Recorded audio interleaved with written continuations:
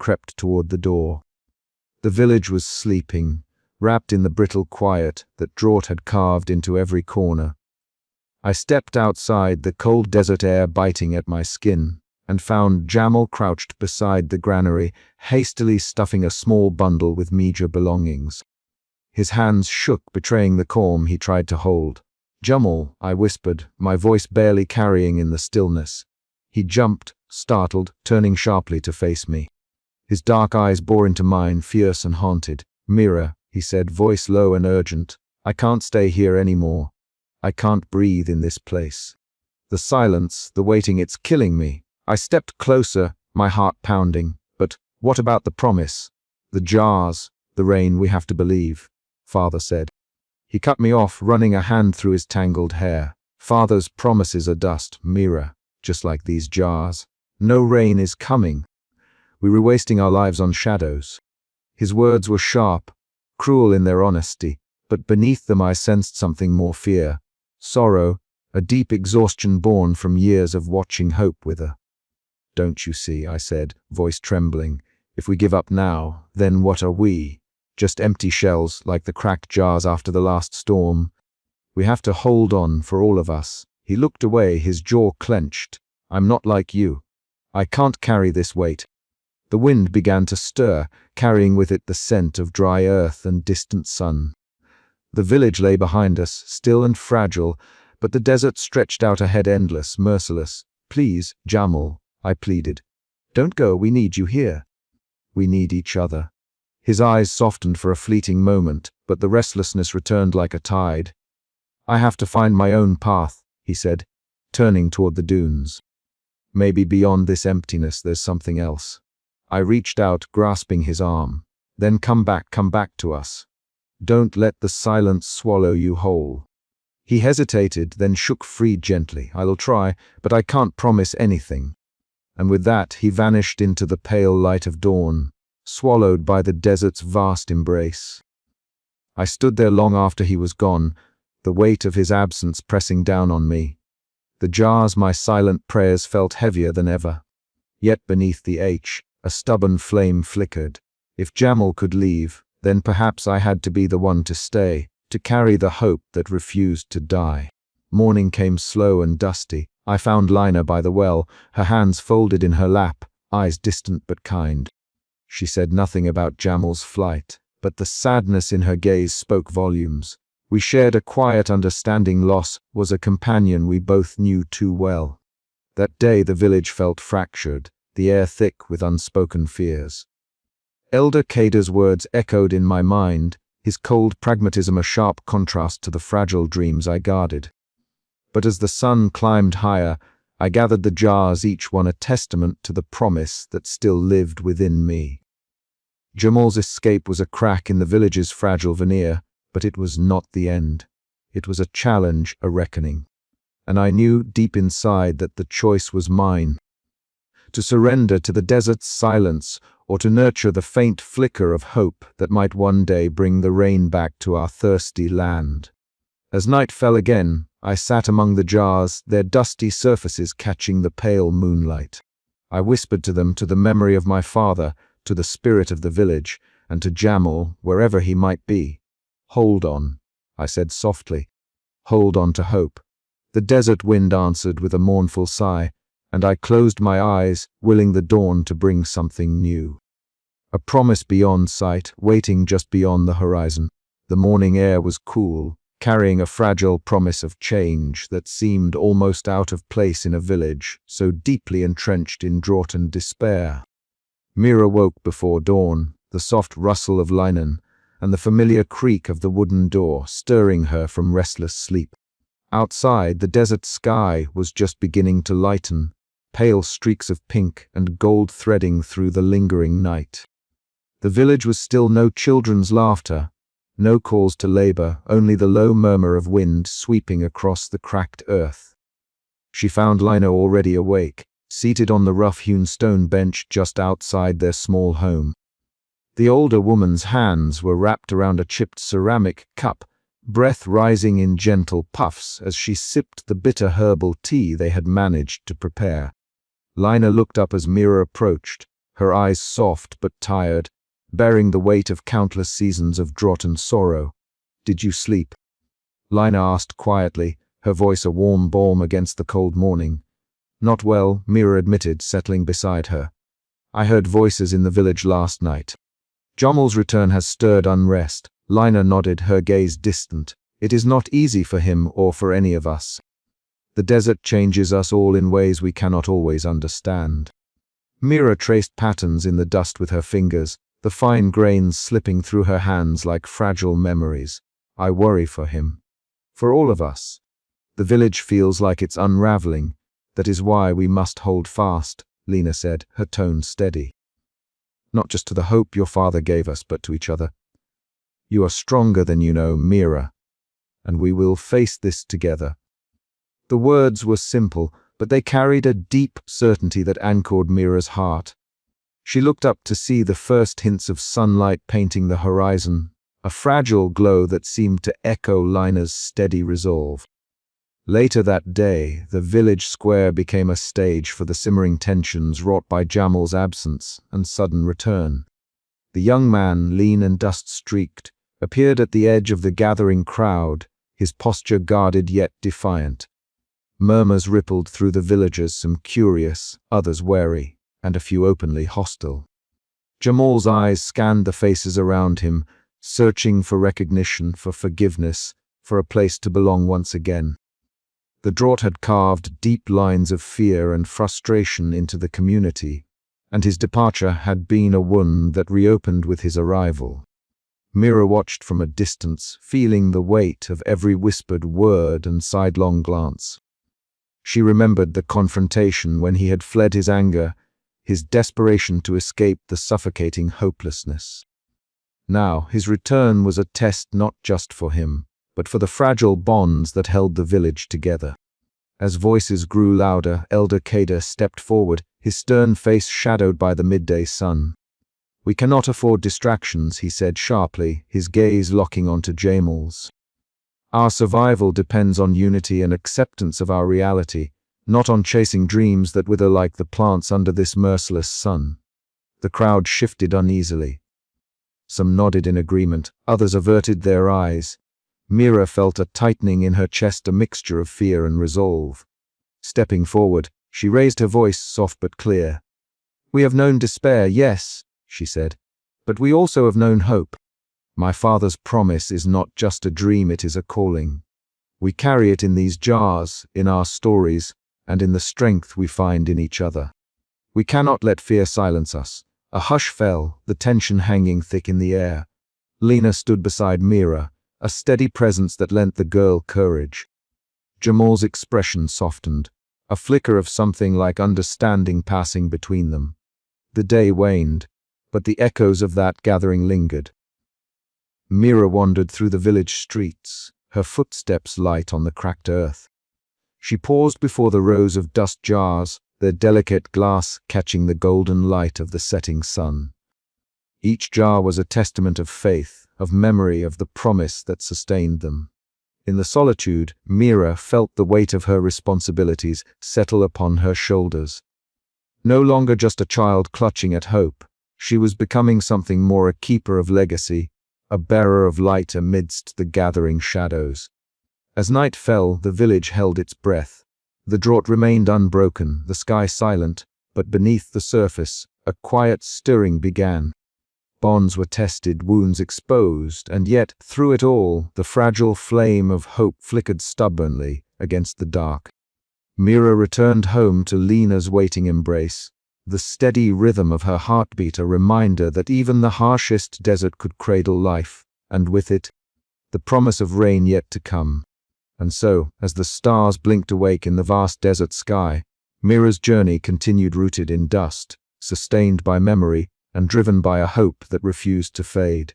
The gathering storm was visible long before it reached us, a churning mass of ochre and gray that blotted out the sun and drew a line between the brittle earth and the darkening sky. I stood at the edge of our village, the coarse sand shifting beneath my feet, the air thickening with the scent of dust and impending rain that never came.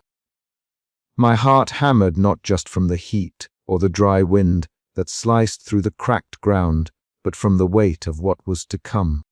Around me, the other villagers hurried, their movements sharp and hurried like the beating wings of frightened birds. Mothers gathered their children, fastening clothes and securing haphazard shelters. Men strapped bundles of wood and stone against the wind's rising roar. Yet beneath the surface of this frantic preparation lay a deeper tension, a simmering mixture of fear, frustration, and a fragile hope that I clung to with trembling fingers. Inside our humble home, Lina moved quietly but purposefully. Her hands, worn from years of toil and worry, worked at securing the small window shutters with strips of cloth and rope. The light inside flickered as the wind rattled the brittle walls and rattled the jars lined carefully on the shelf. Each jar held not water, but the fine dust of our village, my collection, my prayer, my rebellion against the relentless drought. They were fragile vessels, delicate and silent, yet to me they were the heartbeats of a promise my father had made long ago. Mira, Lina said softly, her voice steady even as her eyes betrayed a flicker of fear. We must be ready. This one feels different. I nodded, swallowing the lump in my throat. I will protect the jars. She reached out, her fingers brushing my cheek in a rare moment of tenderness. And I will protect you. Outside, the wind rose to a howl, carrying with it the bitter taste of sand and the voices of the unsettled village. In the square, I saw Jamal, his lean frame silhouetted against the gathering storm. His eyes, sharp and restless, met mine for a brief moment before he turned and began a heated exchange with Elder Kadir. Their voices rose above the wind, a clash of raw emotion and hardened pragmatism. This storm will destroy everything. Kadir's voice was low but firm, his stern face set like stone. We cannot waste our strength on illusions. Jamal's reply was fiery, laced with the desperation of youth. Without hope, we are already dead. We must fight for what little we have left. The argument was more than words. It was the fracture line of our village's soul. Between the stoic elder and the defiant youth lay the future of our people, fragile as the jars of dust I guarded. As the first grains of sand whipped past my face, I gathered the jars into my arms, wrapping each one carefully in cloth. I traced the smooth glass with my fingers, feeling the coolness despite the heat, as if drawing strength from the dust within. The storm's roar grew louder, a relentless drumbeat that echoed the pounding of my heart. That night, as the village huddled in their homes, the wind battered our fragile shelters. The storm was merciless, a swirling tempest that seemed intent on erasing the last traces of life and hope from our battered land. Yet amid the chaos, I felt a quiet flame within me, a stubborn flicker of belief that these jars, these silent witnesses, would endure. I whispered a promise to the night sky, to the dust, to the memory of my father. I would not let his hope die. No matter the storm, no matter the silence of the sky, I would carry this legacy forward. For in the heart of the gathering storm, I found the strength to stand, to protect, and to believe. As dawn approached, the winds began to wane, leaving behind a battered but unbroken village. The jars, wrapped and guarded, remained intact, a fragile testament to the endurance of faith in the face of unrelenting despair. And as I looked out over the scarred earth, I knew that whatever came next, the spirit of our people, anchored by memory and hope, would not be so easily extinguished. But the question lingered, heavy as the dust on the wind. Would this fragile unity be enough to weather the trials ahead? Or was our village destined to crumble beneath the weight of a sky that refused to weep? I held the jars close, feeling their weight, and vowed to face whatever came with the quiet courage of a girl who believed in rain though she had never seen it fall. The desert wind howled like a beast unleashed, whipping the sands into a frenzy that swallowed the village whole. Mira clutched a cracked jar to her chest, her fingers numb, her breath ragged as the storm's fury battered the fragile homes and shattered the brittle calm that had settled over the land for so long. The sky, long silent and indifferent, now roared with rage, a tempest that threatened to erase every memory of the gentle rains her father had promised. She stumbled through the choking haze, each step a battle against the suffocating swirl of dust and grit. The jars she had so meticulously collected, each a sacred testament to hope, clinked and rattled in her arms. Her heart pounded as she glimpsed the village square, transformed into a tumult of flapping cloth, splintering wood, and terrified faces pressed against the storm's relentless assault. "Myra!" "Hold fast." Lena's voice pierced the chaos, steady and strong.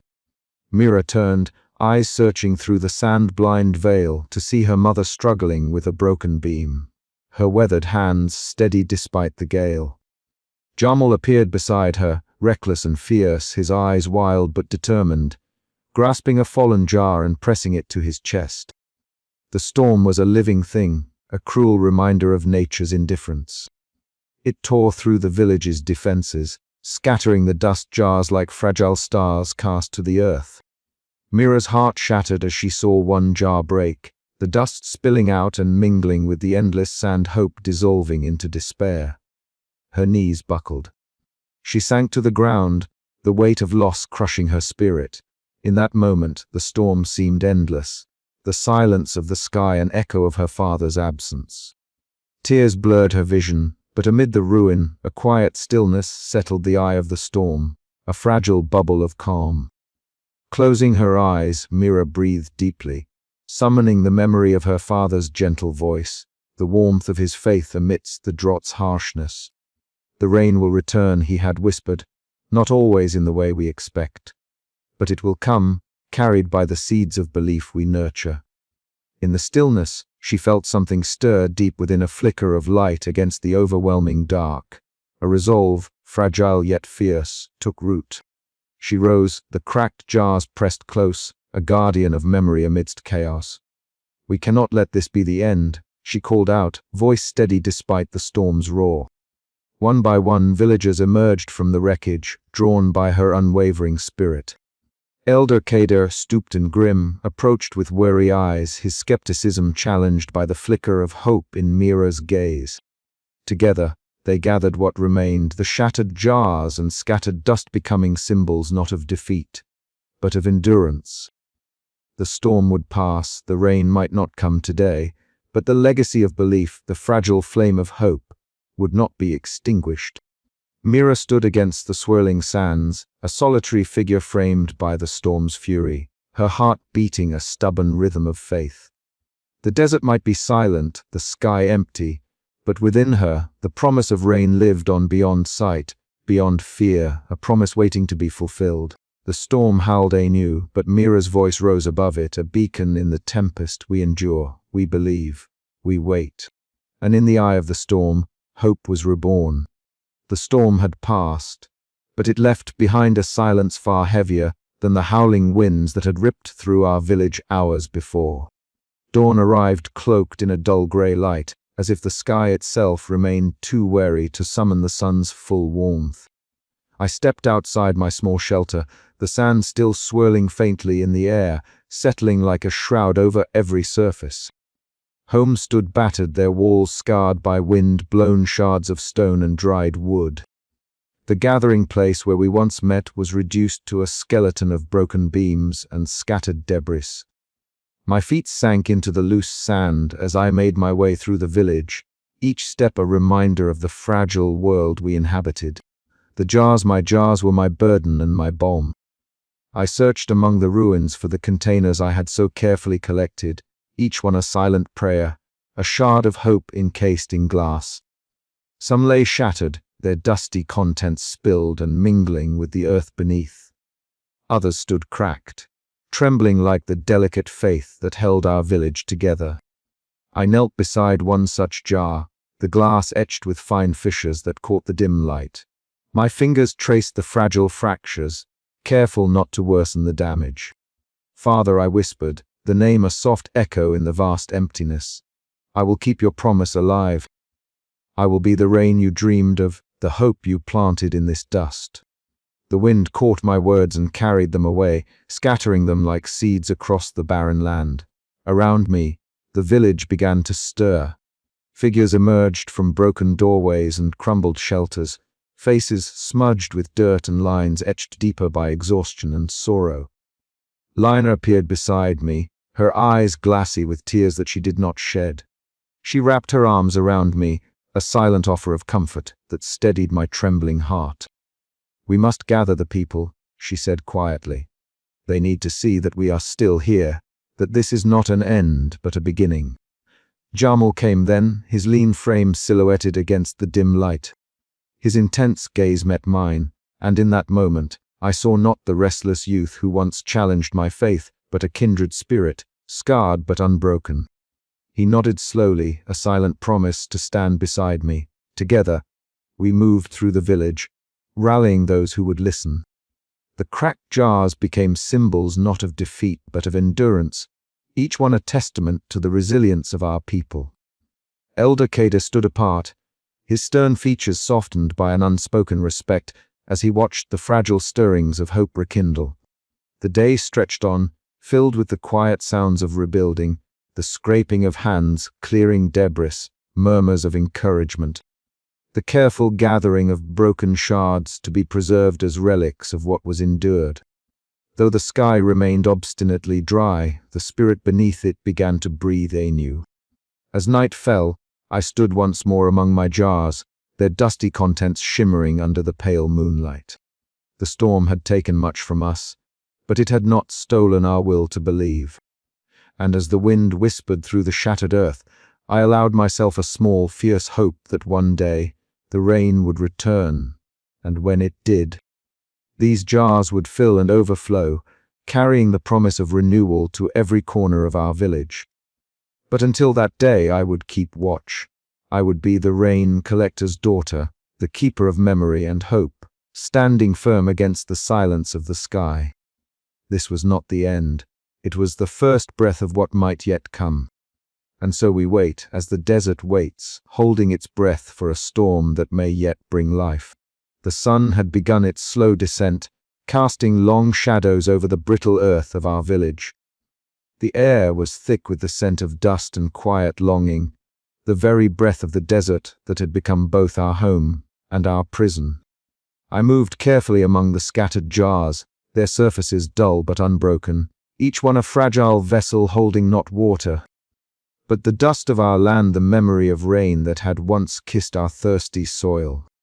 The jars were silent witnesses to our endurance, their fragile glass reflecting the fading light like muted stars fallen to earth. I knelt beside a jar with a small chip along its rim, tracing the crack with a finger as if by touch I could mend the fracture. This jar had survived the sandstorm, though barely. Like us, it bore the scars of hardship but refused to surrender. It was in moments like these I felt closest to my father, to the promises he had made beneath skies that no longer wept. His faith had been a flicker in the darkness, and now it was mine to carry. Lena's footsteps approached softly behind me. I did not turn immediately. Her presence was a balm, steady and sure. When I finally looked up, her weathered face held a quiet strength that I relied on more than I could say. She settled beside me, her hand resting gently on my shoulder. The touch was warm, a tether to the world beyond my swirling thoughts. "They are still here," she said softly, nodding to the jars. "Like us, holding on." I nodded, the weight of her words sinking deep. "I will keep them safe, Mama. I promise." Her eyes mirrored my resolve, but also the sorrow of a heart that had seen too much loss. "You are strong, Mira. Stronger than you know." Outside the small cluster of our home, Jamal's restless shadow moved near the village's edge. The wind lifted strands of his dark hair as he paced. The tension in his frame softened for a moment when our eyes met. His usual defiance was tempered by something new, a hesitant respect that had grown since the storm passed. He stopped, then approached with slow, measured steps. "You still believe," he said, voice low, almost uncertain. I met his gaze steadily. "I have to. Without hope, what are we?" He shrugged, a flicker of a smile ghosting his lips. "Maybe you rewrite. Maybe there's something in those jars after all." The village square was stirring as well. Small groups gathered in the twilight, voices hushed but filled with a cautious optimism that felt foreign yet welcome. The air seemed to hum with the beginnings of something fragile, a shared will to rebuild, to reclaim what had been lost. I watched as Lina joined a circle of women, her words weaving comfort and strength, while elders and young alike exchanged tentative plans for the days ahead. The drought still clung to us like a shadow, but beneath it, a pulse of life stirred anew. As night fell, I returned to the jars, their outlines dark against the soft glow of lanterns. They held the dust of our past, the promise of our future. In their silence, I heard the whispered prayers of my father and the heartbeat of a village refusing to fade. I knew the road ahead would be long and uncertain, but with every jar I guarded, every story I passed on, I nurtured the fragile flame of hope. It was a gift and a burden, but one I would bear as long as breath filled my lungs. Because hope, like the rain, might not come when we wish, but it lives unseen, unfelt, yet unyielding, waiting for the moment it can fall again. The sun hung low over the village, casting long shadows that stretched like fingers across the cracked earth. I stood in the center of the dusty square, a place where so many moments of grief, hope, and debate had echoed through the years. Today I was to speak not as a child clutching jars of dust, but as a bearer of fragile hope, a bridge between the old promises and the harsh realities that had come to define our lives. The villagers gathered slowly, drawn by the word I had spread in whispers and cautious tidings. Some came with hardened faces, etched by years of drought and disappointment. Others bore the faint glimmer of lingering faith, eyes searching for something to hold onto in this endless desert of silence. At the edge of the crowd stood Elder Kadir, his stooped figure framed by the rising dust, his sharp eyes narrowing as they settled on me. "Thank you all for coming," I began, my voice steady despite the pounding of my heart. "We have lived divided too long between those who still believe and those who have accepted what seems unchangeable. But I ask you, what harm is there in listening to one another, in sharing our fears and our hopes?" A hush fell, broken only by the soft whisper of the wind through the brittle branches of the few remaining trees. Elder Kader stepped forward, his gait slow but determined. "You speak of bridges, girl," he said, his voice gravelly, "but the chasm between hope and despair is not so easily crossed. We must be practical. The sky has forgotten us, and we must learn to live with that truth." I met his gaze without flinching. And yet, was the memory of rain that kept us alive this long? The stories, the rituals, the jars of dust, these are not just relics. They are the threads that bind us to who we are and who we might become. Nearby, Lina watched silently, her gentle eyes flickering with a mix of pride and worry. She approached Jamal, who stood apart, arms crossed and jaw tight. The fire of his youth had not dimmed, but the weight of the village's suffering had carved lines of fatigue into his face. "Here," Lina said softly, pressing a small cup of water into his hands. "We all need something to hold on to." Jamal's gaze met hers, and for a moment, the restless defiance softened into acceptance. It was a small gesture, but in that parched land, even the smallest ripple could become a wave. Old Seer Yara shuffled forward next, her voice weaving through the crowd like a gentle breeze. "I have heard the legends of rain since I was a child," she began. "They live not just in our stories but in our hearts. We must remember that even the Dris desert can bloom again, if we believe and work for it together." Elder Kader's expression faltered, revealing a flicker of a past long buried. "I once dreamed beneath skies that wept," he confessed, his voice cracking with long-held sorrow. "But those days are gone, or so I feared. Perhaps there is strength in remembering, even if only to give us the courage to endure." The circle of villagers shifted, the rigid lines of division softening as shared memories and vulnerabilities surfaced. I felt the pulse of our collective heart fragile but alive.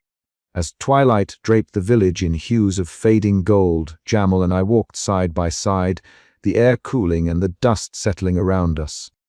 "You were braver than I thought," he murmured, breaking the silence. "And you are more hopeful than you admit," I replied, a small smile touching my lips. "Maybe together we can build something new from these broken pieces." The desert night settled, vast and quiet, but beneath its stillness, a flicker of something like promise stirred. It was not the rain we longed for, not yet, but the beginning of a bridge woven from dust, memory, and the fragile threads of our shared humanity. I looked up at the stars, scattered like distant jars of light, and whispered the promise I carried within me, knowing that while the sky remained silent, our voices would not be. We will endure, we will believe, and one day the rain will come. The village was not whole, but tonight it was healing, and I was not alone. The square emptied slowly as the night deepened, the flickering lamps casting long shadows on cracked walls. I lingered a moment longer, feeling the cool desert air brush against my sun-warmed skin. The jars sat in my small hut, each one a silent testament to what had been and what might yet be. Tomorrow the work would continue gathering dust, tending the fragile bonds between people, and guarding the fragile flame of hope that refused to die.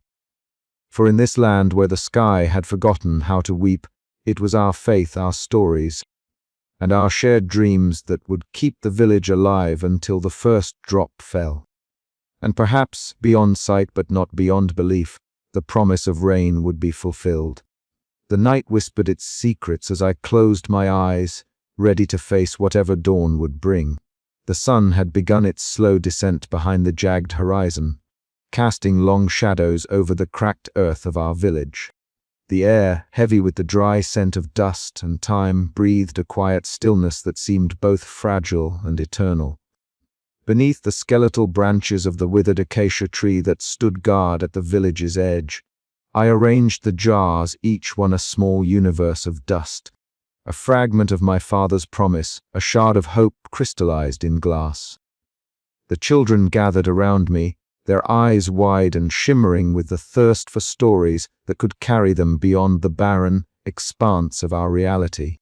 Their little feet kicked up soft clouds of sand as they settled into a circle, their faces a mosaic of dirt and wonder. I felt a tremor of something deep and sacred rise in my chest, the weight of legacy. The pulse of faith passed from one heart to another. "These jars," I began softly, my voice barely above the whisper of the wind, "hold the memory of rain. Not water, not yet, but the dust of our land, the breath of our home. My father told me that one day, when the sky remembers how to weep, these jars will fill not with dust, but with the life-giving rain." The children leaned closer, their eyes reflecting the amber glow of the dying sun. I told them of Rahim, the gentle man whose visions once stirred hope in every heart, whose hands shaped the jars that now sat before us like sacred relics. I spoke of the stories he shared, of rivers that danced and clouds that sang, of seeds that split the earth open with green. As I wove the tales, I saw Lena standing quietly at a distance, her weathered face softened by a rare smile. Her eyes held a quiet pride, tempered by the familiar ache of loss and the steady strength she lent to me each day. I remembered how she balanced the fragile flame of hope with the cold wind of reality, how her arms sheltered me when despair threatened to take root. The children asked questions, sometimes innocent, sometimes probing. "Why does the rain not come?" One whispered, her voice trembling like a leaf. "Will it ever return?" Another asked, clutching a small jar I had given her moments before. Each question was a fragile thread, an opening in the fabric of our drought-stricken lives. Old Sia Yara approached then, her presence like a soft breath from the past. Draped in faded cloth and carrying the weight of countless seasons, she nodded as I spoke, her eyes reflecting the distant shimmer of ancient storms and forgotten rains. When I finished, she raised her hands in blessing, a quiet benediction that seemed to fold around us like a cloak of wind and memory. "The stories you carry, child," she murmured, "are the roots that will hold this village when the storms return. Faith is not just in the falling of rain, but in the holding on to the promise it carries." Night fell slowly, the sky a velvet canvas dotted with trembling stars. The children held their jars close, their small hands warm against the cool glass. The lamps flickered, casting dancing shadows that mingled with the dust motes suspended in the air. In their eyes, I saw a flicker of light, fragile, yes, but unyielding. The legacy of the rain seer was no longer mine alone to bear. It had become a shared breath between generations. I felt the pulse of our village beat anew beneath the silence of the sky. The drought remained unrelenting, but within the circle of children, beneath the ancient tree, hope was reborn. Tomorrow I would gather more jars, tell more stories, and hold tighter to the promise that had shaped my life. For as long as the dust remained, so too would the memory of rain, and with it, the unspoken vow that one day, the sky would break and the desert would bloom again. And in that moment, beneath the endless expanse of stars, I understood that legacy was not merely a gift from the past, it was the seed of every tomorrow we dared to imagine. The night deepened, but my heart was light. The jars glimmered softly in the darkness, silent sentinels of a faith that would not be forgotten. And as I watched the children drift toward their homes, clutching their precious vessels, I whispered a promise to the wind: we will wait, we will believe, and we will endure. The story was far from over. In the silence, in the dust, and in the fragile glass of our jars, the legacy of the rain seer lived on an unbroken thread woven through the fabric of our lives, binding us to the hope that one day the sky would remember how to weep once more. With every word spoken, every jar passed from hand to hand, the village stirred slowly, tentatively toward a dawn shaped not by the certainty of rain, but by the unyielding spirit of those who choose to remember and to hope. And in that choosing, we became more than survivors of drought. We became keepers of a promise that no storm could erase. The legacy was ours to hold, fragile as the desert bloom, enduring as the stars above. And as I gathered the empty jars at day's end, I felt the quiet strength of my father's vision settle within me, a steady flame against the encroaching dark. The rain would come, not yet perhaps, but someday. And until then, we would wait with patience, with faith, and with stories that carried the promise of renewal in their every breath. The night embraced the village in its cool silence, but in my heart a new chapter had begun. The legacy of the rain seer was alive, and with it, the hope of all who called this desert home. I stood beneath the stars, the jars at my feet shimmering faintly, and whispered into the vastness: we remember, we believe, the rain will return. And in that whispered vow, I found my strength for myself, for my village, and for the generations yet to come. The night held its breath, as if listening, as if waiting. The sun slipped behind the jagged horizon, painting the sky in bruised purples and soft oranges that bled gently into the coming dusk. I sat by the cracked well, the edge of the ancient stone cool beneath my palms, fingers tracing the familiar rim of one of my dust jars. The glass was smooth and unyielding. The faint weight of the dry earth it held a stark reminder of what we lacked and what we still believed might come. Around me the village settled into a quiet rhythm, the day's harshness folding into a softer, more contemplative evening. Faces once etched with wariness now held a tentative calm, as if the very act of gathering here beneath the dimming sky was a balm against the relentless drought. The wind whispered low through the empty branches of twisted acacia trees, carrying with it the faint scent of dry leaves and distant earth warmed by the fading sun. Lina sat nearby, her weathered hands carefully stoking a small fire that sputtered and danced between the stones. The flames cast flickering shadows that played over her gentle features, softening the lines carved by years of hardship and quiet grief. Children nestled close, eyes wide as I began to speak, my voice steady but soft, weaving stories of rain and renewal, of my father's promises and the hope that had not yet with it in our hearts. He told me, I said, holding up one of the jars, that one day these would fill with the rain we've waited for, that the sky would open again and life would return to our village. A hush fell over the crowd, broken only by the crackle of fire and the distant call of a night bird. Lena smiled faintly, her eyes reflecting the flames and something deeper, a hope she rarely voiced but clearly held. I saw in her gaze the strength it took to carry both love and realism, to hold on to belief while preparing for the worst. Jamal approached then, his lean form moving with a restless energy that had marked him since childhood. His gaze was intense, flickering between skepticism and something softer, a reluctant acceptance. He stopped beside me, silent for a moment before speaking in a low voice. "You still believe, don't you? Even after everything?" I nodded, feeling the weight of his question settle like dust between us. "I have to. If I don't, then what are we left with?" He looked away, eyes scanning the darkening village as if searching for answers in the shadows. "Maybe it's time to find new ways to survive. Not just wait for something that might never come. But waiting is what keeps us alive," I whispered, "the hope that this drought isn't forever. That one day, the sky will remember how to cry for us again." From the edge of the gathering, Elder Kadir watched, his stooped figure outlined against the twilight. His eyes, sharp and calculating, held a hardness that had often felt like a wall between us. Yet tonight, as he observed the jars, the children, the flicker of belief that still burned despite the years of silence, there was a subtle shift, a grudging respect for the girl who refused to let the village's spirit die. The night deepened, and the fire's glow grew brighter against the encroaching dark. Stories continued, voices mingling with sighs of wind and the rustle of dry leaves. I felt, for the first time in many moons, that the village was not merely surviving but beginning to breathe again, fragile, yes, but alive.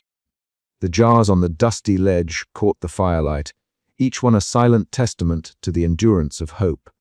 I looked out over the village, the people I loved, the land cracked and dry beneath the stars. The drought still held us in its merciless grasp, but the bonds of family and faith were weaving a new tapestry, one threaded with resilience and quiet courage. As the last embers glowed low, I whispered to the night, promising to carry this hope forward, to be the keeper of memory and promise. For in the darkness, even a flicker is enough to light the way. And so, as the village settled beneath the vast, silent sky, I understood that my journey was no longer one of innocence, but of purpose. The drought would test us still, but we would meet it not with despair, but with the steadfast flame of belief that, like the rain, might someday return beyond sight, but never beyond hope. The late afternoon sun cast a warm, forgiving glow across the village, bathing the cracked earth and weathered walls in hues of amber and gold. I stood in the midst of the courtyard, surrounded by the countless jars I had collected over the years, each one filled with the dust of our homeland, each one a fragile vessel of promise and memory. The glass caught the light, flickering like tiny stars caught in a web of desert longing. My fingers traced the smooth curves of a jar, the dust inside swirling softly, undisturbed yet full of silent stories. Around me, the village stirred, small movements that spoke of life persisting despite the drought's cruel grasp. Lina approached quietly, her footsteps light against the cracked stone. Her eyes, those gentle orbs that had borne so much grief, and yet never lost their warmth, met mine with a softness that reached deep into the ache I carried. She placed a steady hand on my shoulder, grounding me in the moment. "You have done well, Mira," she whispered, her voice carrying the weight of years and the quiet strength of a mother's love. I nodded, feeling the years of sorrow and hope intertwining like the desert winds that shaped our lives. Not far away, Jamal emerged from the shadows of a crumbling wall. His lean frame was less restless now, the fierce intensity in his gaze tempered by a new, fragile calm. He stepped forward, offering a smile that was both tentative and genuine, a bridge between the skepticism that had once defined him and the hope I had nurtured in the face of despair. The villagers gathered slowly, drawn by the quiet gravity of the moment, their faces etched with lines of weariness, but also a flicker of something new, something reborn. Old Seer Yara settled beneath the ancient acacia tree, its twisted branches reaching skyward like the hands of the faithful. Her voice rose softly in the cooling air, telling the tale of the rains that once were, of clouds that sang and skies that wept blessings upon the earth. Her words wove a tapestry of memory and faith, binding the present to the past, reminding us all that even in silence, the promise of renewal endures. The stars began to peek through the twilight, silent witnesses to our vigil. I stepped forward, addressing the crowd with a voice steady despite the tremor of emotion beneath. "These jars," I said, lifting one to catch the last light, "are more than dust and glass. They are the story of who we are, the memories of rain, the dreams of my father, and the hope that will not fade even when the skies refuse to weep. We cannot see the rain yet, but that does not mean it will not come. Our faith, our family, our community, they are the wells from which we will draw strength." A hush settled over us, thick and profound, as if the desert itself were holding its breath. Then, slowly, a murmur of assent rippled through the crowd. Hands reached out to touch the jars, to feel their cool surfaces, to connect with the promise they held. The village, broken but unyielding, began to stir with a quiet determination.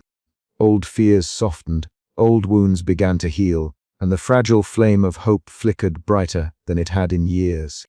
As night embraced the desert, I lingered beside the jars, my heart a mix of sorrow and stubborn hope.